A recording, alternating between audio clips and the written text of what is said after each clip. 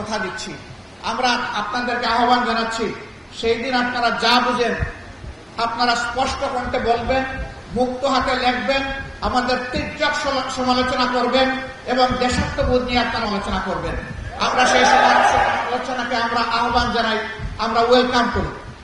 আমরা চাই না একটা বোবা জাতি তৈরি হোক, আমরা চাই না একচোখা একটা জাতি তৈরি হোক, আমরা চাই একটা চক্ষুষ্মান জাতি যেন আমরা আগামী দিনে দেখতে পাই। তরুণ ছাত্র বন্ধুদের প্রতি আমাদের অনুরোধ, তোমাদের বিশাল একটা কাজ তোমরা আমাদেরকে করে দিয়েছো, আমরা এই জাতি চিরদিন তোমাদের কাছে ঋণী থাকবো ইনশাআল্লাহ। বিশেষ করে যারা জুলুমের শিকার হয়ে, বুলেট বিদ্ধ হয়ে, হায়নার হাতে নিহত হয়েছে, তাদের সকলের জন্য আল্লাহর দরবারে দোয়া করি, আল্লাহ তাদেরকে ক্ষমা করুন, আল্লাহ তাদের শাহাদাত কবুল করুন।